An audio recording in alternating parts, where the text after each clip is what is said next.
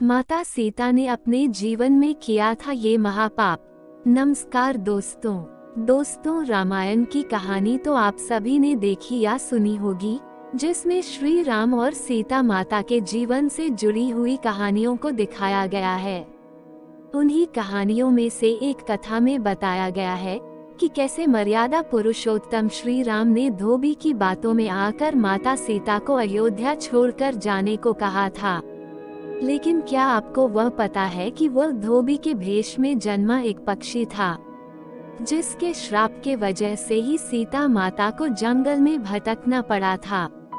जी हाँ, आपने सही सुना, सीता माता को श्राप मिला था। आज हम इस कहानी में बताएंगे कि माता सीता को किस पाप की सजा मिली, जिसके लिए उन्हें जंगल में भटकना पड़ा। लेकिन उसके पहले आपको सनातन से जुड़ी ऐसी ही और कहानियाँ को जानना है, तो हमारे इस वीडियो को लाइक करें और चैनल को सब्सक्राइब करना बिल्कुल भी न भूलें।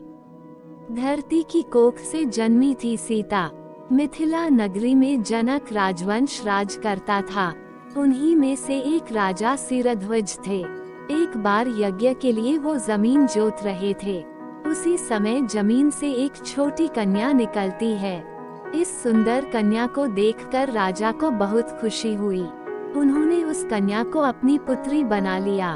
उसका नाम सीता रखा और सीता का विवाह अयोध्या वासी राजा दशरथ के पुत्र भगवान श्री राम के साथ हुआ था। आज तक किसी रामायण में या रामचरितमानस में कहीं भी उल्लेख नहीं मिलता है कि माता सीता ने कभी कोई पाप किया है या किया होगा। चलिए दोस्तों, हम आपको बताते हैं कि माता सीता ने कौन सा पाप किया था। शुरू करते हैं आज की वीडियो। माता सीता ने भी अपने जीवन काल में एक ऐसा घोर पाप किया था जिसकी सजा उन्हें उनके उसी जीवन में मिली। ये जानने के बाद भी कि वो जो कर रही हैं वो सही नहीं है, फिर भी सीता माता ने एक ऐसा कदम उठाया जिसने उनको उनके पति से ही अलग कर दिया। क्या था वो पाप और किस श्राप के कारण सीता माता को पति वियोग से गुजरना पड़ा? कुछ कथाकारों के अनुसार एक रोज जब माता सीता अपने बगीचे में घूम रही थी तो उनकी नजर तोते के एक जोड़े पर पड़ी। ये जोड़ा आपस में कुछ बातें कर रहा था। तोते के जोड़े को आपस में बातें करते देख माता सीता के अंदर जिज्ञासा उत्पन्न हुई कि ये दोनों क्या बातें कर रहे होंगे। जिसके बाद माता सीता तोते के उस जोड़े के पास गई और उन्होंने सुना कि ये जोड़ा सीता माता और उनके पति यानी कि भगवान राम के बारे में बात कर रहा है। जब माता सीता ने तोतों के मुख से अपने भविष्य के बारे में इतनी सारी बातें सुनी तो उन्होंने पूछा कि तुम्हें मेरे भविष्य के बारे में इतना सब कुछ कैसे जानते हो?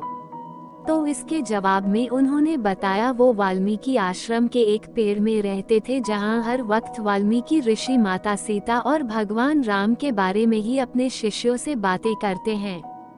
तोते के इस जोड़े ने ये तक बताया कि आगे चलकर भगवान राम मिथिला आकर आपके स्वयंवर में शामिल होंगे और भगवान शिव के धनुष को तोड़कर आपसे विवाह करेंगे।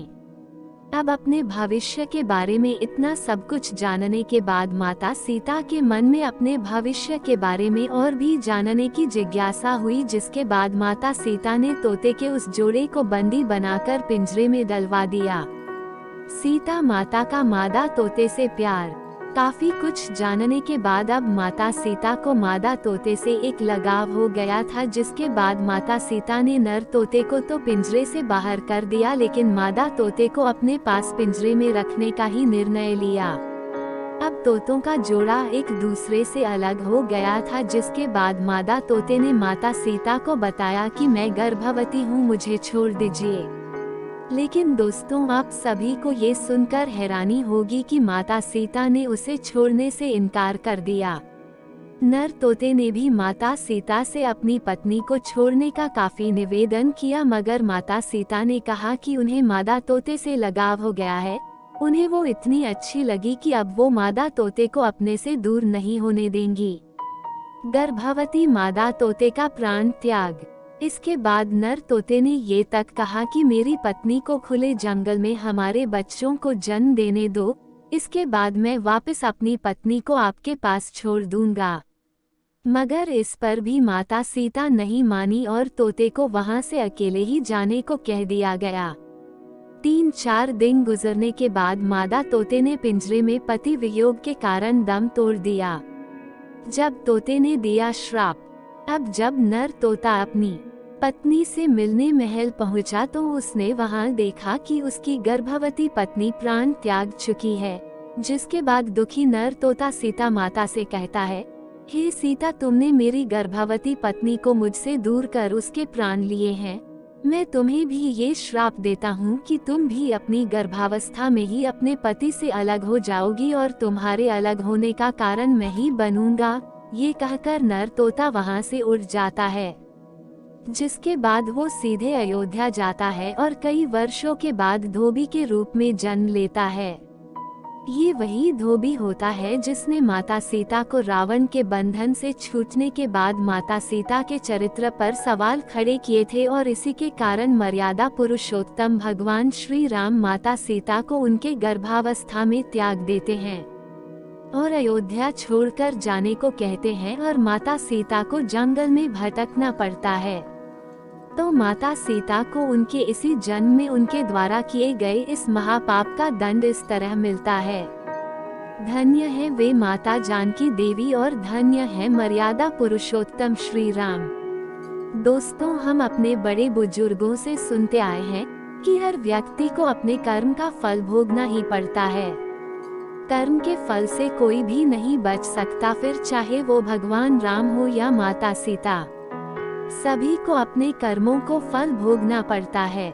दोस्तों, वीडियो अच्छी लगी हो तो एक लाइक, एक शेयर और सब्सक्राइब तो बनता है। धन्यवाद।